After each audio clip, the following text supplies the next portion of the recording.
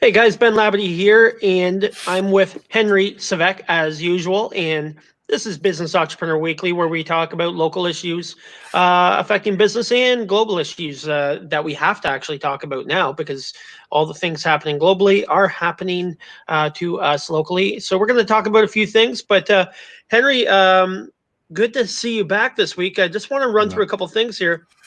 This is brought to you by PIReporters.com, fighting for your community. That's a newspaper. And also, again, Business Entrepreneur Weekly, reporting local business. Henry, how are you this week? I'm fantastic. I'm worried about business in the future for other folks, but I think it makes you focus. It makes you look at what you have to do, and it's a character tester. It's a character builder, as we talked before. You're starting over, and the question is, what do you do now? Which is what we're about, I think. Absolutely. In Now, the we got a paper, couple I things. should just tell you, in the paper, we're talking about Erie Shore Drive on the PI Reporter side, comes out today, and then tomorrow we're talking about William Street Cafe and an interior design company. How are they adjusting to COVID life? So that's Yeah, what's in the paper this week. Erie Shore is a big deal. Erie Shore is a It's big deal. no, it's like Yeah. a Groundhog Day, right? It's nothing's happening. Yeah. Okay, so a couple things we want to talk about today. We're going to talk about employees and COVID-19. We're going to touch up on that because there was an episode in the States where they went back to work and, combined employees who may be fearful of what's going on with people who don't social distance that approach that business. I mean, you're going to have some issues there. Marketing messages. What's going to be some marketing messages as we get back to business as usual? As you can see, my hair, I didn't go to a barber. I think it works okay now. I messed it up the first time, but I got it right, I think, the second time. So how are businesses like salons and nail salons and boutiques going to battle the newly trained do-it-yourself crowd that's out there? Kind of like this. I can save a bunch of money if I keep on doing that. Well, And go ahead, curbside sir. versus inside. And exactly what you wanted to talk about, Henry, some trends and changes. I'd like to get to trends and changes first, if that's all right. What did you have to say there? Well, the first one was space, and I spent a lot on the Shrink Money Advice podcast. I talk about these four things. One is space. So when I talk to people out there, they talk about they don't want to live in big cities. They want to move into the country. They don't want to be in condos.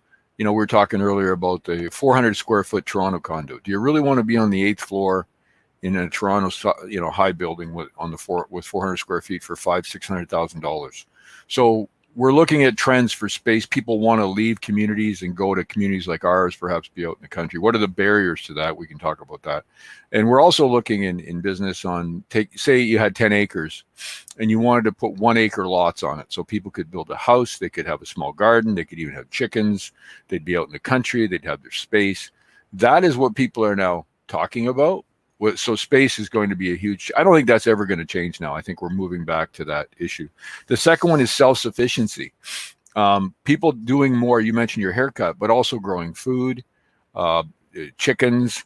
I talked to a couple seed companies as we're building out the wildflower bee farm, and they said their sales are up 500%, some cases more than that, because people are buying seed to plant gardens, flowers, vegetables, fruits. People are just wanting to sell, and they said they've never seen this in their entire, one was a 30-year business, one was a multi-generational seed business in Northern Ontario. So the self-sufficiency issue, and we maybe talk honeybee shortly with the folks in Dresden that I had a great experience with. So there's more self-sufficient. I don't think that will change. The third is a $30,000 a year economy where people say, you know what, I learned during self-isolation, I can live on a lot less.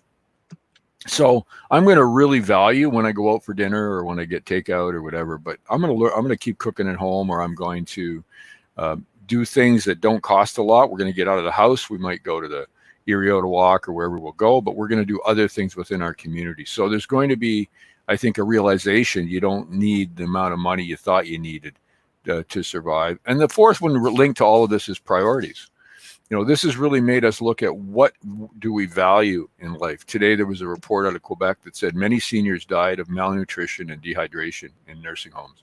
So it wasn't just COVID. It sort of magnified a priority in our life, perhaps, of what's the value of life, what's the value of quality of life for seniors. And so hopefully we continue to challenge that. So those are the four trends I see really going beyond what we're seeing right now. regardless of what happens as far as vaccines are moving forward that affect all Absolutely. small business, I think. Yeah, and that goes kind of in line with everything kind of we're talking about today, because we are talking about those trends and changes and battling this new way of thinking. As a realtor, as a local realtor, I feel lucky because some of the marketing messages I'm going to be putting out there are to those bigger cities with larger populations, with more money, to come have space, because that is going to be key in the future, especially with you see data coming out of these larger populations that have people living closer together in condos, in apartment buildings, with a higher rate of COVID. But this is going to be the flu or the fear of some other thing in the future. Do you believe that? Yeah, I totally believe the real estate piece. In fact, we're looking at some land after this call. I'm going to be doing a call with planners in a different province, not this province, not our community. And we're looking at 10-acre plots, 8-acre plots that we're able to purchase within 20 minutes of a major municipality near the ocean, where we're looking at dividing them up into 1 acre, 1.5 acre, basically space lots, we're going to call them, self-sufficiency lots, where you can have a garden and chickens and all that, walk to the beach and all of that, be 20 minutes from town, which means Uber Eats will still deliver you sushi while you sit out in the country with high-speed internet, fiber optics in this community, 20 minutes from a major municipality. I mean, that to me is a new trend. I think the infilling multiple res kind of condo, 500 square feet, I think that's going to be a tough sell in the future because people aren't going to want to do that. So that's where I think the trend is going to happen regardless of what happens. So I think people are going to realize that. The other one we talk about is office changes in commercial real estate. So if you have an office building and you have a number of different tenants, you have to ask yourself, will they continue to be your tenants as they move forward with working from home?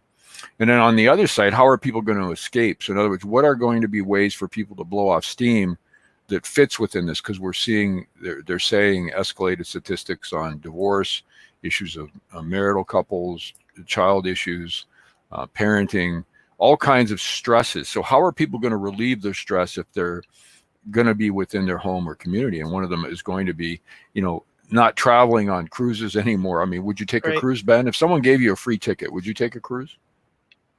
Not today. I wouldn't. Not today. And maybe I'm a high risk person, buddy. I'm not really a cruise person. Forget though. all I'm that. kind of. I have a fear of being out in the middle of nowhere, not being able to get home. Right. I always like to feel. I feel better when I can go home.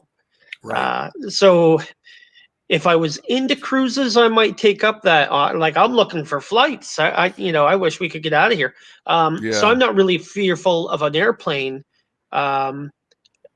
But I probably wouldn't take that cruise. You mentioned a really important thing. How are we going priorities? How are you going to define home? What's going to be in your home? What's going to be necessary for you to have a oasis place in your home? I talked about this very early in March. The home oasis home builder.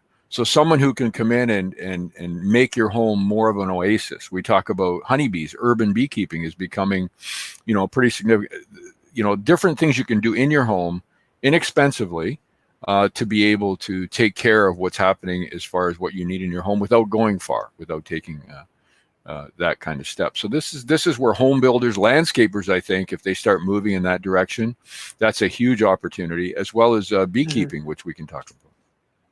Yeah, let's get to that beekeeping, but I want to touch up on it because you always come up with some good idea.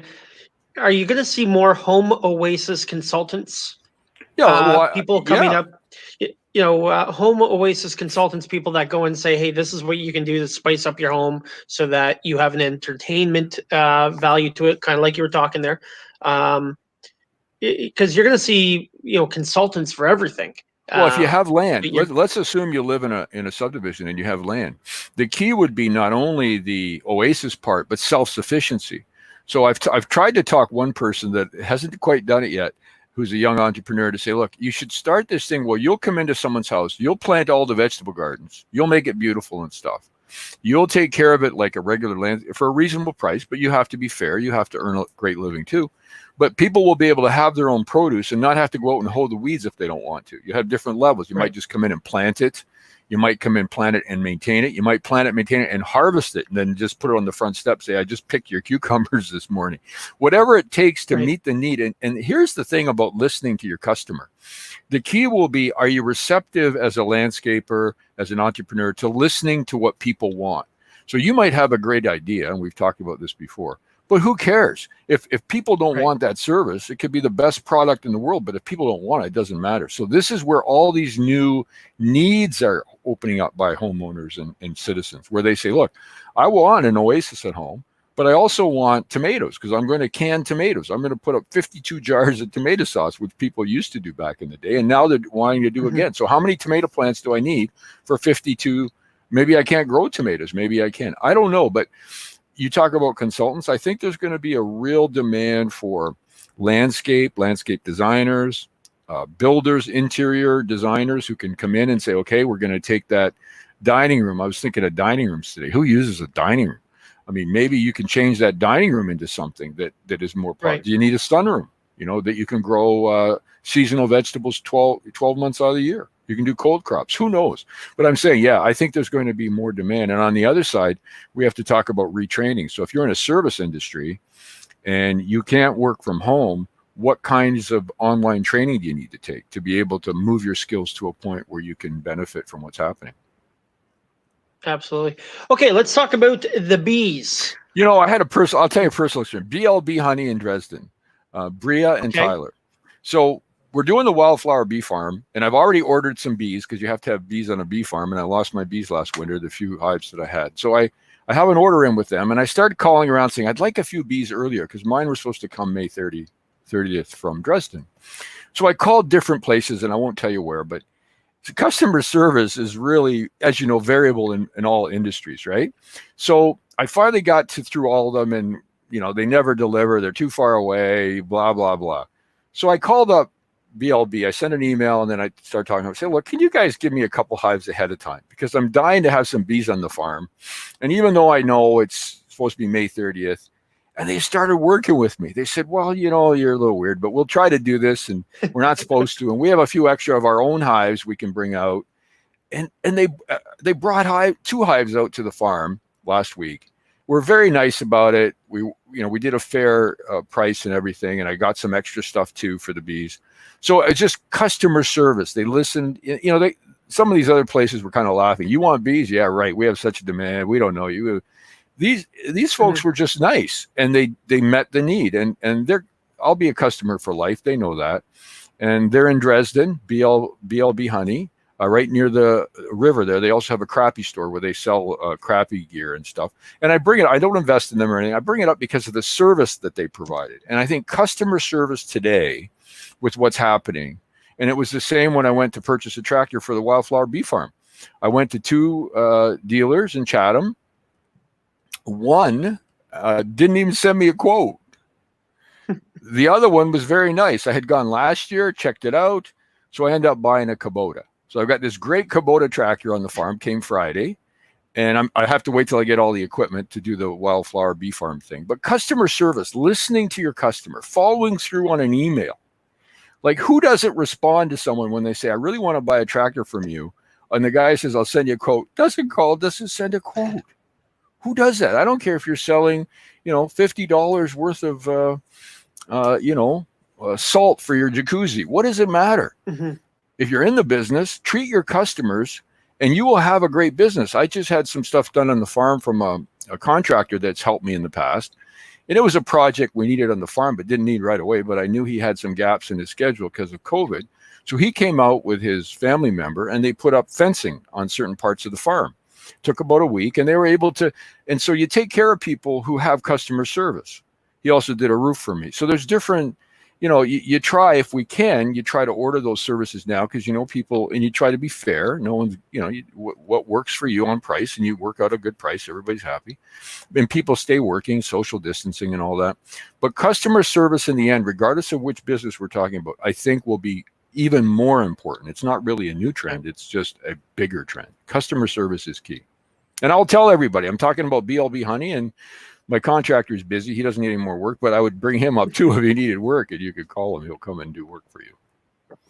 Yep. I definitely think customer service is going to be probably it's actually turned into one of the biggest things right now, because you're seeing more almost one-to-one customer service in retail, like big box stores like Canadian Tire and Walmart. They almost have to be one-on-one in some cases when it's curbside pickup, and people are recognizing the customer service, and they're also recognizing where there's not customer service.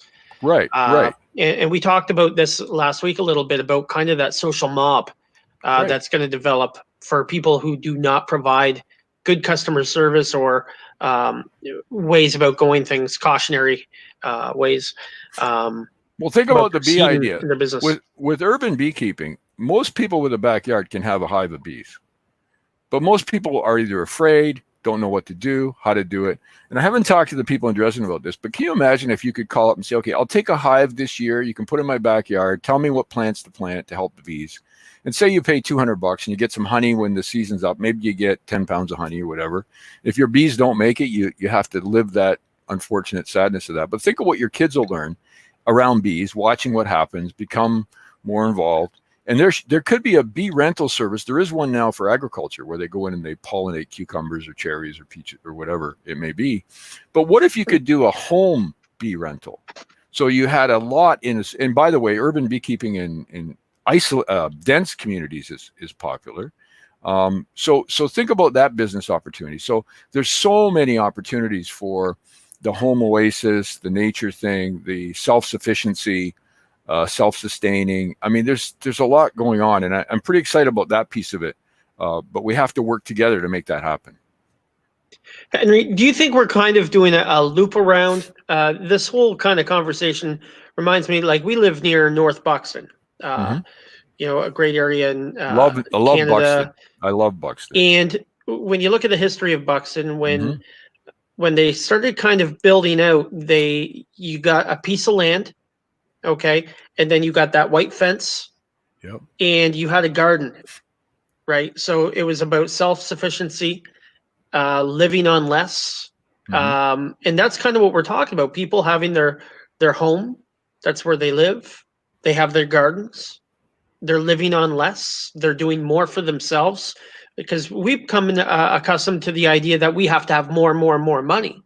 And we're finding out that we don't need as much money with your 30K trend there, that you could do that. We're finding out you could live without all these norms that we've created for ourselves, like having to go out and buy all these different foods to, maybe for the future, it'd be in our best interest to have a garden just in case there's a food shortage or another problem. Are we kind of doing a circle, a loop? Well, yeah, you almost want to talk to seniors who can help you understand the depression times and what did people do when it got difficult and they had very little money. How did they have 10 kids or 5 kids at home and had to feed them and take care of them? So it's becoming that way. I think the access to capital is really important. How do people like, it would be great if we had a Buxton bank, a Buxton credit union where people could go in that community and borrow money to start their businesses and so on. And in small communities, we don't have that.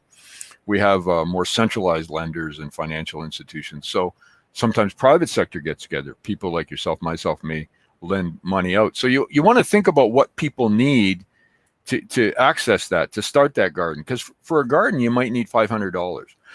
Excuse me. You might need $250 in some equipment. What do you need to start that thing in your house? And do we have access to capital? It doesn't sound like much, but if you had 1 acre and you wanted to start a small garden, I'll never forget this, years ago, I was at the Collingwood market and a guy was selling garlic. I went to this guy, I said, and this is in my head all the time. So I go to this guy, I said, well, this is great garlic. What do you do? He says, oh, I do garlic for a living. I said, oh, like you got a farm? And he said, I have 1 acre. I said, give me a break. He says, I have 1 acre of garlic. I make $80,000 to $100,000 a year. And in the winter, I go to Florida. I said, there's no way. You got it. So I talked to this guy during a Saturday market for about an hour in Collingwood. He wasn't impressed, but he did tell me a lot. And it was true. And there were many other micro gardens like that, micro markets. And if you look at garlic, you think of how many bulbs can you get out of an acre? It's scary. I mean, I get Mhm. 100 out of a size of a kitchen table. That's my garlic garden. I get 100 bulbs, the big bulbs. Wow. 50 of them I eat, and 50 I plant next year. So I have a space the size of a desk, maybe a little, no, about the size of this desk. So when you think about that, you say if you had an acre, and it's all hand done. He told me he hired 2 students every summer. The students, it was all organic, so there was no sprays or anything. He had a small tractor, and that's how he did it. And so we're going to see more pockets of that kind of thing. But like you mentioned, consultants, how do people get the information to plant a 1 acre garlic? What do they have to worry about? Do they have to rotate their crops? So maybe they need 2 acres or 3 because they can't grow garlic in the same land every year. So maybe one year they grow garlic. I don't know. There's going to be a lot of that self-sustainability. Now, then you get into bylaws. I don't know. Right. Can you have a chicken? What's the chicken laws in Chatham? Do you know? Chatham-Kent? I don't think you can have a chicken. You can't have a chicken I don't think you can have a chicken in to Chatham. lay No. eggs. Really? Can you have bees? Is there an urban beekeeping bylaw ban inspector that if your bees don't self-isolate, you're in trouble? What's going on there? You know what? In Chatham-Kent, I wouldn't put it by Chatham-Kent to have that bylaw in place No, to prevent something like we have that. to be careful here, but we're going to need, and we talk about the 10 acres into 1 acre. You can't do that in Chatham-Kent. You can't.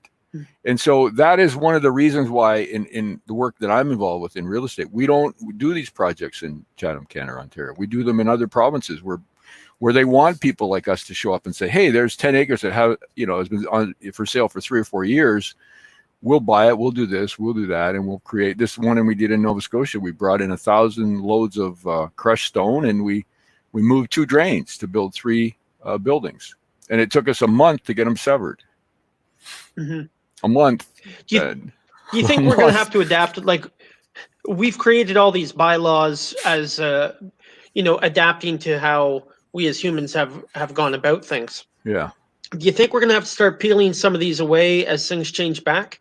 Until there's bankruptcy. Kind of like, because when you look at dining, for example, you're going to have to create, give people some leniency, especially restaurants, on putting, tables out on a sidewalk that you wouldn't normally be able to use, or parking lot that you wouldn't normally be able to use, just so they can start being more productive. Do you see that we're going to have to peel back some of these bylaws so that people can, move forward, especially local businesses, but people themselves?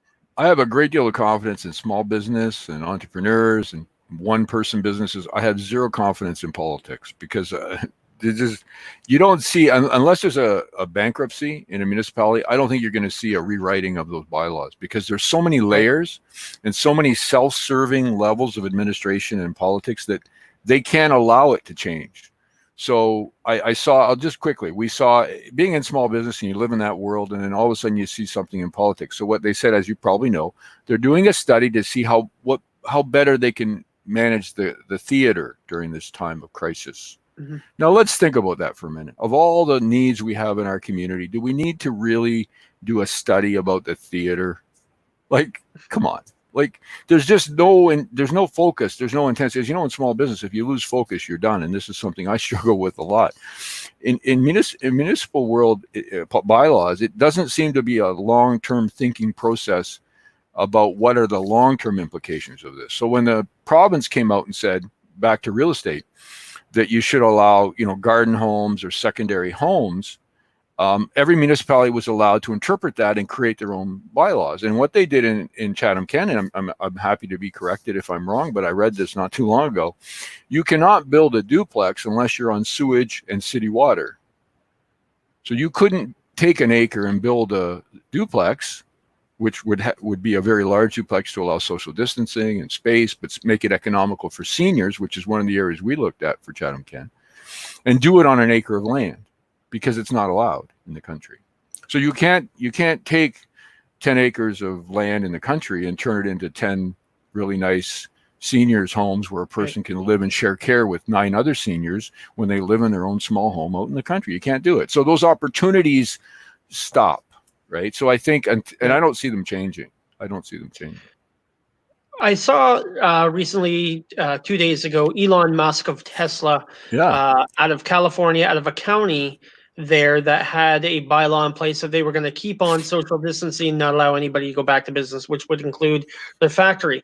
He immediately said, "I've had enough. We're looking at Nevada or Texas."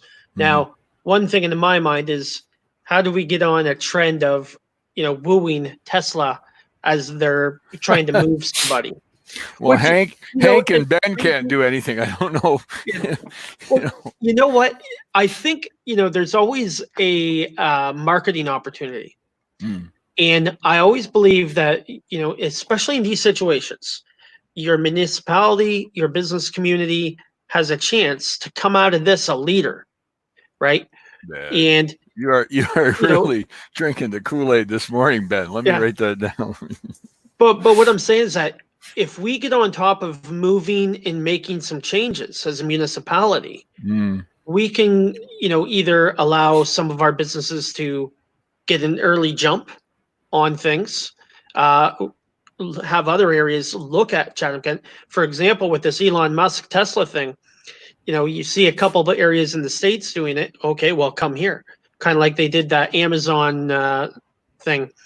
But, Well, to put out a marketing message to say, hey, Tesla, come here. Here's our reasons for having here. You're not going to get Tesla, well, let me possibly. give you Probably a not. personal But example. We own some land in Ridgetown. You've been to Ridgetown. We had like 2.5 yeah, acres or something off one of the streets. And it was 2.5 acres that went behind some houses, and there was a little dirt road the town had called a road, and it wasn't used, but it was a laneway, like a farm laneway back to 2.5 acres. Someone in Toronto, actually two people, one from Toronto, one from Kitchener, wanted to buy that from us and put an off-the-grid home there on this 2 or 3 acres. okay. Just as we're talking, this was before COVID, off the grid. They were going to buy this. They had a plan. They didn't need sewage because there's sewage and water right on the street. So we asked about that, and they said, no, you have to develop the road. You have to bring in the water and sewer for that person, regardless of whether they're going to use it or not. It's going to cost you about 150 grand. I said, well, the lot's Yep. worth 60. Why on earth would we spend 150? They want to live off the grid. The technology's there. They're not going to pollute anything. They want to farm. It's still considered agriculture back there. There's corn actually on the lot, right? So it's not like and they want to have a little garden or whatever. They want to live off the grid. They want to sell their $2 million house in Toronto. They want to come to Chatham-Kent. They're probably going to buy some things when they come here. Maybe a car or two from the dealership or whatever. Mm-hmm. Nope, can't do it. So we didn't. And that's an example. Very small. Like, we're just small people. We're just a small family business. But you can't get those answers. Like, it's not rocket science. People from Toronto want, and if you said we have a section, like when we went out and looked at the area towards Mitchell's Bay, where you have the road that goes out to the water, there are all these farms along the road. You say, well, if you open this up to 1 acre lots or whatever, say a farmer wanted to do that, sell a few lots, put their children on there, or sell it to neighbors or whatever, can't do it. So we have all these. I don't know, Ben. How would you market it? We're getting into politics, but how would you market the community for someone to come here? Well, I would just hit up space as much as possible. Space, space. But I think what you have to do is, I wish the municipality looked at it from the customer service point, right? And from a competition point, where we don't do that. We kind of go to work every day and earn a paycheck. And if there was a commission, you know what I mean, to be paid on economic development. But I think we have to be a little bit more progressive in our marketing strategies to bring people here. But you have But to we also you have to have something to market, Ben. You have to have some. You can't say, you have to be marketable for business. We're talking about, not you're not talking about. It's a wonderful community. I love this place. I'm just saying from business. How would you do that? Right now, it would be distribution, warehousing. I mean, it doesn't employ a whole lot of people, but when you're a hub, we have 3 close borders. We're 45 minutes, 2.5 hours from another border. We have a lot of space. We have a low cost of property here compared to many other areas. And we do have an available workforce, right? Especially when you can draw in from Windsor, London, Sarnia, outside of Chatham area. Like, we do have all that, but you have to market it, right? Woodstock did well marketing. Ayr, Ontario did well marketing, and these are smaller communities. We need to market that I believe. I think the space is going to be the biggest thing. And I believe, distribution warehousing, right, is going to be a bigger trend as people are buying online. Yeah, that's right? big in a lot of places. I think. The, Go ahead. Sorry. the only issue is again, warehousing doesn't employ a whole lot of people, right? But people Well, still have to build those warehouses.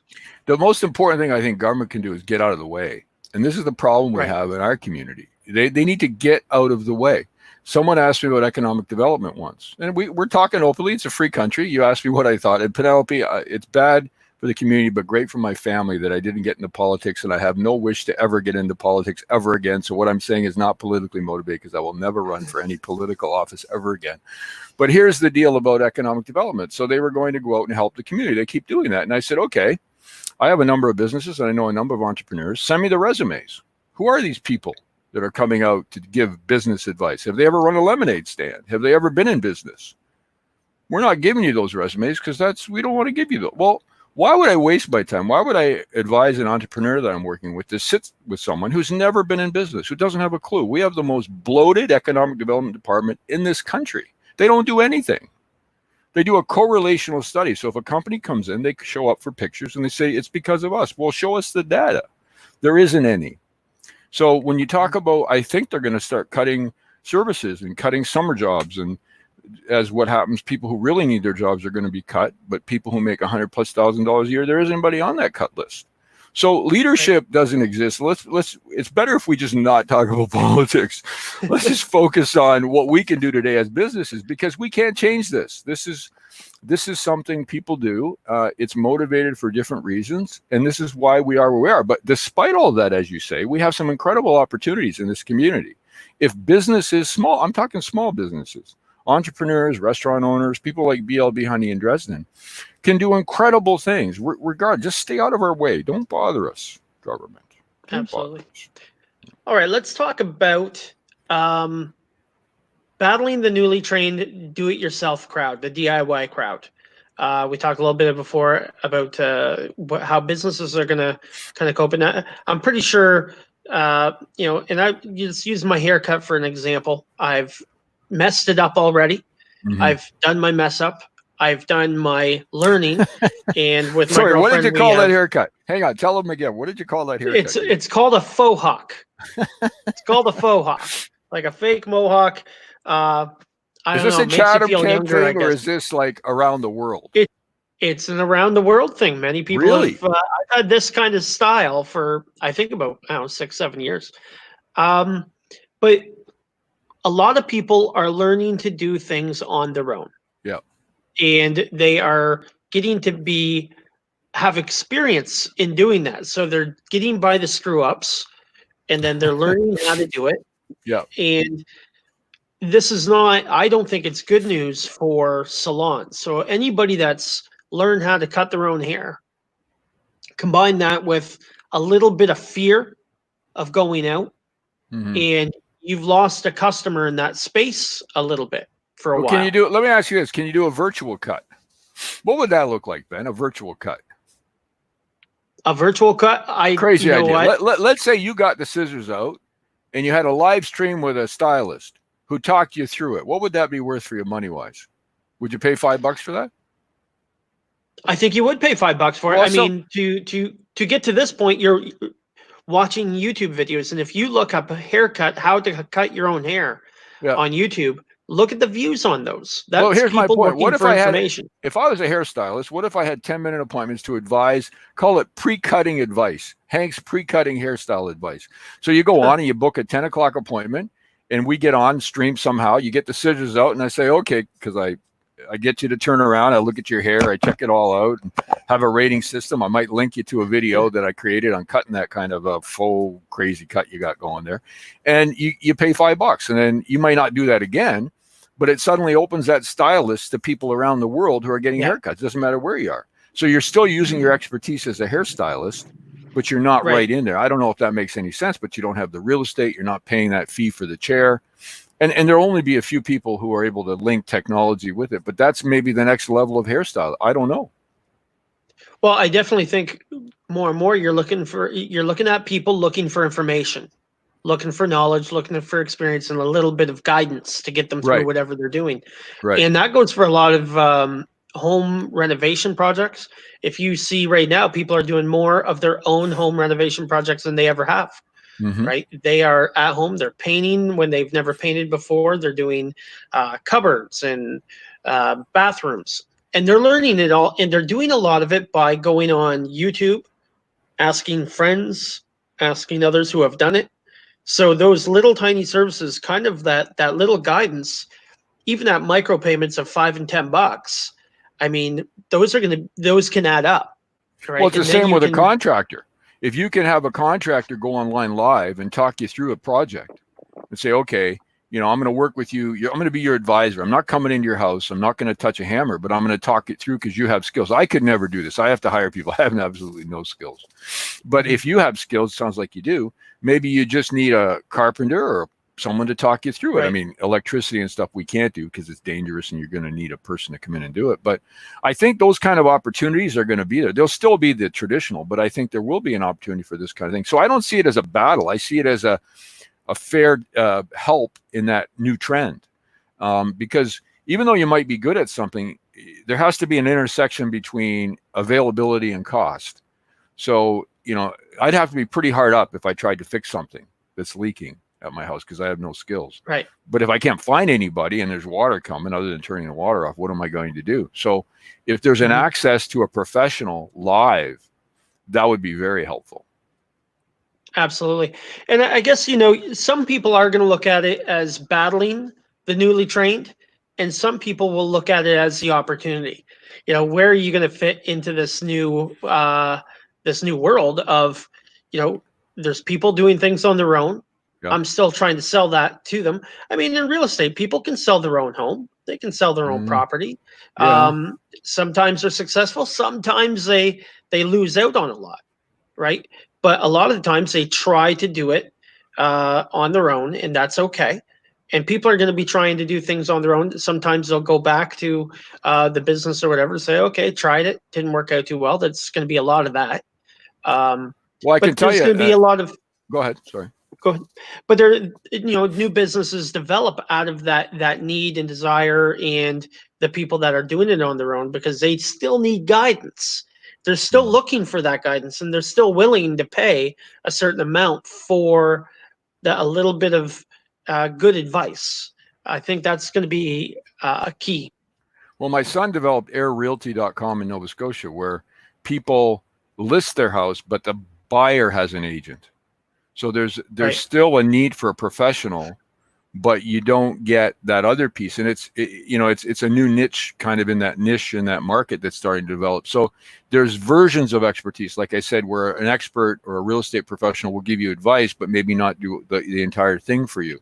Yep. Same with cooking. I love to cook now, so I cook a lot. It would be nice to have a chef on for 10 minutes, say, Hen, you're really messing up that, that whatever, or this is what you do if you're going to cook, how do you take what we would call a cheap cut of meat and make it incredible? What kinds of advice, what kinds of things, what kind of recipes and so on. And because really it's based on the other thing we're learning is you don't go shopping anymore. You cook with what you have. So whatever you have in your fridge or your garden, like they used to do, you pull it out and you say, okay, today, and this is what I love now. I used to always get stressed about going shopping. I had a list of recipes. Now none of that matters. You just look in the fridge. What have I got? How do I cook it? So everything's unique, which opens up an opportunity for chef consultants. So if you could say, okay, 6 o'clock or 5 o'clock or 3 o'clock, I'm going to hook up with a chef, a local chef in Chatham-Kent, who's going to help me make a pasta salad. What does that look like? Or maybe tomorrow I want to cook perch. Maybe I can go on and figure out how to cook perch or pickerel or something. So there's different opportunities that are going to happen. But people, again, have to have access to capital. They have to have an opportunity for someone to build the website for them, to build the scheduling or use one that's off the shelf. So there's going to be more of this happening as innovation takes off, because thankfully so far, government hasn't figured out a way to regulate all of that.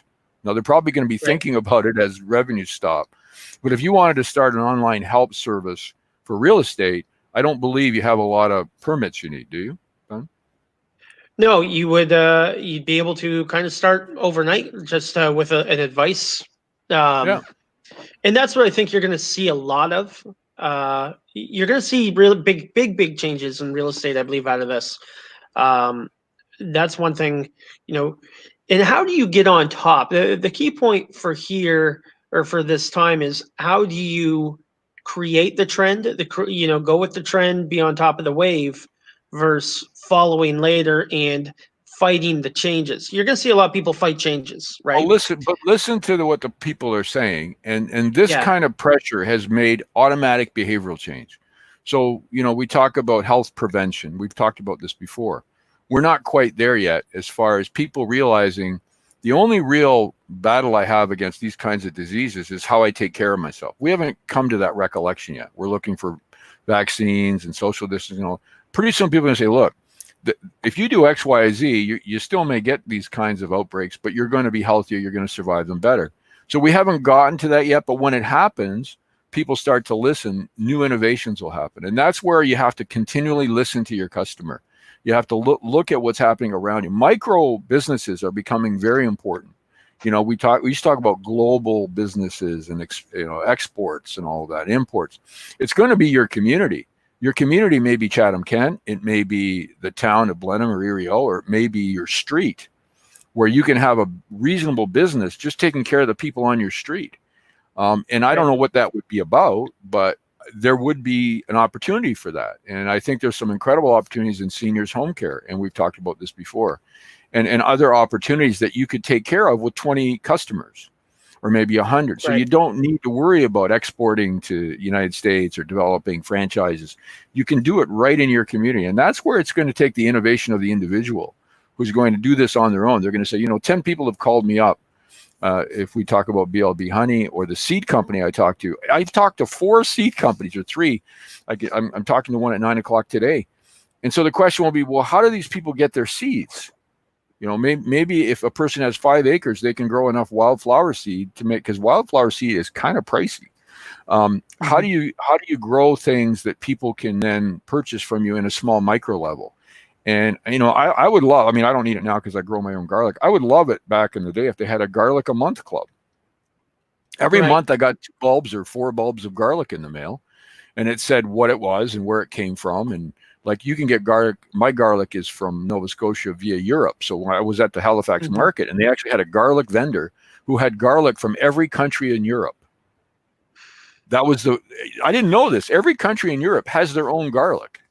And so you can grow it in your garden. You could specialize in Italian garlic or Czech garlic or Polish or Russian, whatever you feel like. And it all has different flavors. And then you get the chef involved who cooks a different food. And so it's like, it doesn't take a lot of land. It doesn't take a lot to be able to become that kind of, or maybe you become the Amazon of garlic. You have a website where garlic growers can put their garlic up for sale. And for 4%, you purvey that, you make sure they meet your standards. So there's going to be all kinds of opportunities like that for micro businesses, which is exciting. The problem is, how does a micro business get access to capital? Very difficult today. I find it interesting, this conversation with a lot of what you're seeing as a trend is people talking about growing their own produce. I've never heard so many people talking about food that grows lately. Yeah. You don't hear about the fast food chains. You don't hear about processed stuff. You hear about home or vegetables growing, gardens, and people doing that. So that's very interesting. And more about what you were kind of saying, I see, in my mind, I see, have you ever read the back of a wine bottle or a craft beer can, right? It has a little bit of a story, where it came from, why you should drink it. And then for me, when I buy wine, I read that story, and if it sounds really cool to me, I try it. If it's a unique story, I look more at kind of that label and that story than the wine. I'm hoping it's good. I'm assuming it's somewhat good. But are we going to see that with vegetables, where they're grown, kind of like what you were talking with garlic there in Europe? Are we going to see a little backstory on that micro farm, on that hobby farm in these areas, how they got started, and why I should buy that garlic or those onions or those tomatoes or that corn? Well, it seemed initially buy local or whatever that term was they were using, but now it's becoming loyalty local. So you almost feel guilty if you don't try to support a local business. And that's what the way I think I don't know, it probably was like that in the 50s or 60s, hopefully. But you want to, I wish we had a local butcher here. We don't. We have Mindful where you can go get from other butchers. But I think the more local you get, the better it is for the people. I mean, and so there will be more of that, more local, more your neighbor. You buy this from this person down the road who sells this. And so when you go to the grocery store, you might look at things like, local potatoes, if you don't go out to the farm and get it yourself or wherever the product is grown. So I think you're going to see more of that. Sort of like we need to take care of ourselves, meaning our community, because no one else will. And so that's sort of out of necessity. And that's usually what changes behavior quickly and more often than anything else is we have to, because otherwise we won't have the things that we think we should have. Now, my mother went and bought asparagus at the superstore last week. Local already? I've been looking for it around here. I can't find it. Well, here's the one thing, and it kind of comes back to this conversation, is that, my mom's 70. She bought asparagus because, she's trying to support local. She got home and she discovered that the asparagus she bought was from Mexico. Yeah. And man, was she bothered by that. Yeah. That, when local when we're so close to so many local asparagus growers, and then she accidentally bought something from Mexico, looking to support local. I think we're gonna, and she kind of got it mixed up. She assumed, but what her desire was to support local. That's why she was buying the asparagus too, with the intention to support local, and that's how she was bothered when it wasn't local. Are we going to see more that loyalty local? Yeah, well, I hope so, because you go to the grocery store for tomatoes, I get confused. I like buying greenhouse tomatoes just because they're local. Well, it's hard sometimes. You've got a whole section of Mexican tomatoes and you've got maybe two little, or you can even buy local strawberries in Kingsville. They have a greenhouse where they grow strawberries off season. I've been buying those, and then now they're not around for some reason. So I think it's education, but it's also price sensitive. But I think it's also important to remember is that people are going to are starting to ask for that. It's almost like you're going to have your own person who can hook you up with some fresh meat, or your own person who can hook you up. It's sort of like underground food where you've got this guy or this woman who has, and I think the more that becomes part of, I really believe the 1, 2, 3 acre micro farm is going to become something we're going to see more of. And there are a few of them around. And because they're growing local food, they're growing local things, and I think that's really going to be part of hopefully our future. Absolutely. And you see farm fresh eggs. I see so many of these things popping up that I've never noticed before. Kind of like having, knowing a guy, with the hookups on eggs. Like, but there's a legal thing. I think you can only grow so many eggs before you break the egg rule. Like you can't have, really? I don't think you can, I don't know, someone maybe can chime in. I'm not versed in that, but there's an egg marketing board. And if you do that, I mean, that's why they've been dumping milk.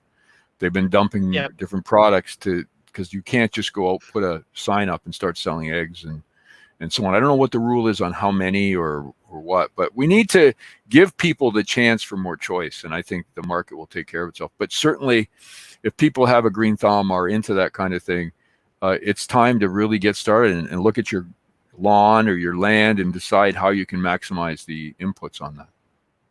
Absolutely. Okay, let's hit up some marketing messages. What can people do to market their business more? You see a lot of the old ways of doing things like delivering flyers. They've eliminated some of these. A lot of the grocery stores have eliminated those avenues right now. It just switched to digital. And what is in the message to come to their store or buy from them? Are they going to be more focused on that customer service that we were talking about earlier to draw people in? Well, I think there's going to be two problems. One is the free mentality. So if it's on the internet, let's take the newspaper we started, PI Reporters. Everybody wants free stuff. No one wants to pay for anything on the internet. It's very difficult to change that behavior set. It takes years, which is why we have a multi-year plan for our little newspaper, because people don't want. So when you start linking to technology, what's happened over time is things get less expensive over time with technology. So you want to use technology, but maintain the uniqueness of the delivery service so that you don't become completely an internet-free product or commodity where you're hoping someday to get bought out or sell advertising. So the question is, with every industry we talk about, how do you market it? The uniqueness of it, the story is going to be more important. So what is the story of that business? You mentioned craft beer. There's so many out there. I don't know, Ben, I'm not a craft beer purveyor of quality. So how would you, I mean, I enjoy one from the people in Erio, and some beer drinkers tell me they don't, for whatever reason, don't, but it's local, it's on the bay, it makes sense. And the other local ones that are starting up, I hope to be able to go and visit them too. So what for you, it would be a marketing message for a brew, a beer? For me, I'm not really a craft beer drinker. So but I do drink I try new things. So I'm not scared to try new beers. So I always do. So I'll go to a restaurant or a bar. If they have a new beer on tap, that's a craft brew, I will try it. I sometimes then go back to the normal beers. So you'll see a lot of people that have been used to a traditional Bud Light, Molson Canadian, Coors Light type beer. And they've always known this. It has a certain taste to it. They're very similar, and people are comfortable with that. When they try a craft beer, it's usually got some hoppiness to it, or it doesn't taste like your traditional beer. So you don't have a bunch of them, and you might say, I don't really like that. I'll go back to what I like, what I know I like. What does it for me is I like the can. I do like, because I don't really like a whole lot of craft beer. It's just not my style. It has a higher alcohol percentage, what I'm not a fan of. I like a lower alcohol percentage, and I like a Corona. I like a Bud Light. I'm a very simple person when it comes to beer, but I do like the marketing. I love when they do a unique can, so you can say I've had that. So for me, it's like, okay, I'll try all these, and but when they do a very, very unique can or a very unique story to a beer they create, I'm sold on that. That sells me. Or kind of like I said on the back of the wine bottle, that sells me. Is that kind of story? I like to have a little history behind it, so I can kind of learn something or feel like I'm a part of something when I have that. I think the pricing, when you talk about marketing messages, I think one of the things that's going to become more important is the transparency of the cost basis and the chain of where that product has been. So you look at restaurants. I'm not sure most people know the margins in restaurants are 5%, maybe 10%, profit margins overall, whatever it may be for that restaurant. So you ask yourself, if you go buy a burger at a restaurant, what is a fair price for that burger? You want the person who cooks to get a reasonable return, the owner, so on.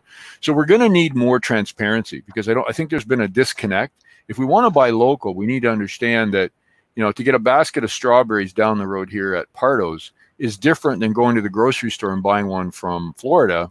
And you argue, people say, well, it's 20 cents cheaper at the grocery store from Florida. How can that be? Well, look at the transparency. If you could scan that box from down the road, and you looked at how well they take care of their workers, how they work hard in their environmental approaches, how they take care of the local community, all those great things that local businesses do, you'd probably say, for 20 cents, I'll buy the local strawberries. Plus, I know they're not on a truck for 2 days till they get here.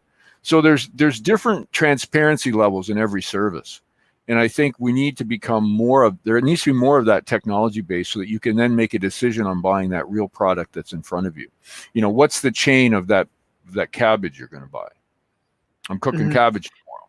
I got a head of cabbage been in my fridge for 2 weeks. I got to do something with it, so I'm going to cook. But I don't know the chain of that cabbage. I don't know. And I used to grow some vegetables, so I know the toxic nature of what we have to spray on vegetables to make them survive in other countries. So if it's I think it's probably from Florida. There's all kinds of things we're probably sprayed on. I mean, if I peel it back, is that enough, or is it systemic, meaning it's actually in the meat of the cabbage, the pesticides? I don't know. I'm going to eat it anyway because I'm old and all that kind of stuff. But the point of all that is you want to know more of that. Young people are going to want to know more about it. What's the chain of history of this honey that I'm buying? If you talk to the people at BLB Honey in Dresden, they'll tell you the story, how they take care of their bees, how they hurt when their bees don't make it. The worst part in this time of the year is when you're a beekeeper and your bees don't survive the winter. You feel totally responsible. Like, Yeah. what did I do? Like, it's like the family pet. I know it. You may not get that if you're not, but if you, every year when you lose even one hive, it's like, oh my gosh. Then you have to go in and actually do the autopsy on the hive to figure out what killed them, and can you do a better job next year? So it's a very emotional, you know, involved kind of situation versus more of a commercial, thousands of hives. Yeah. You know, they do everything with forklifts. They don't know who the hives are. The honey doesn't matter. But we actually know. Like, I'll be placing them in certain. They'll have a hive in a certain grove, and it'll be its only little grove. So it's kind of very personal. So I think those are the stories people are going to want when it comes to the marketing messages. And I think we've actually watched that happen with coffee and coffee Yes. beans over the past few years with where they're grown, how the people are treated who grow them, where the money goes.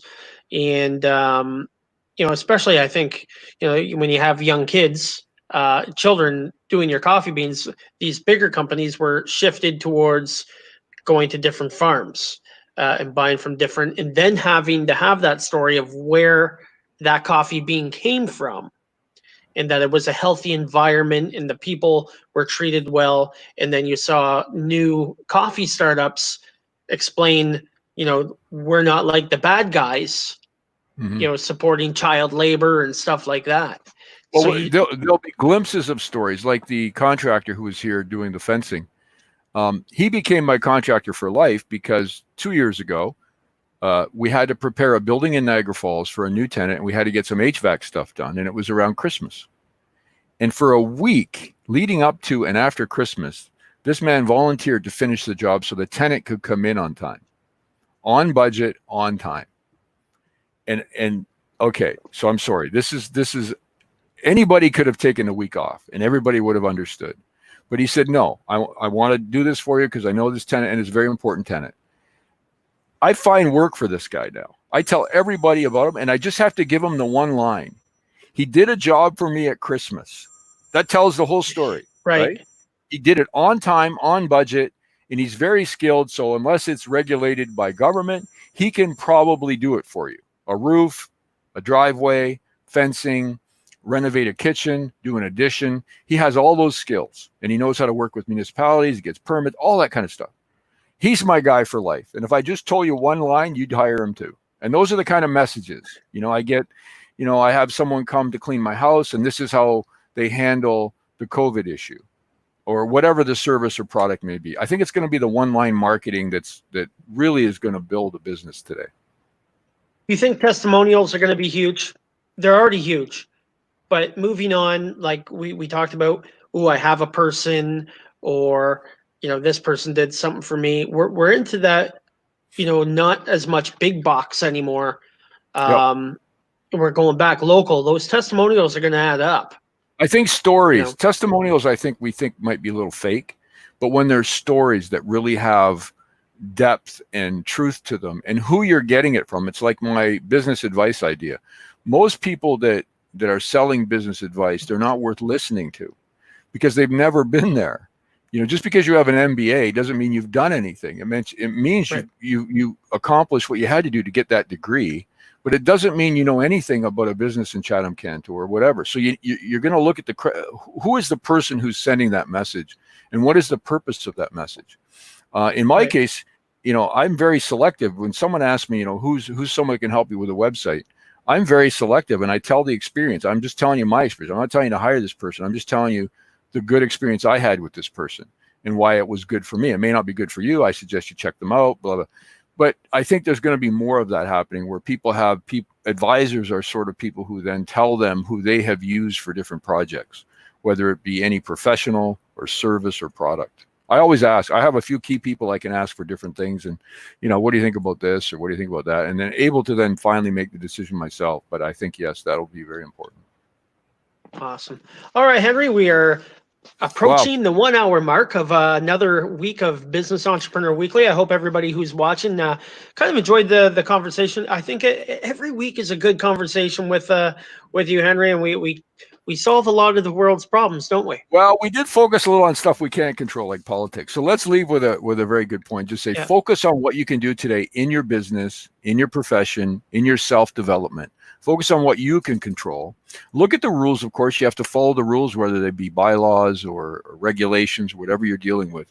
But focus on how much you can do yourself, and that's really important. And then reach out for people that you can talk to who have already been there, who may be there where you want to be, and get some of that advice and start building up your resume on your self-experience, because that's going to become very important. And those 4 trends, I believe, remember, just my bias, I think those 4 trends will continue regardless of what happens with vaccine and so on. And the question is, how does that relate to your profession or small business? And that's what's exciting about it.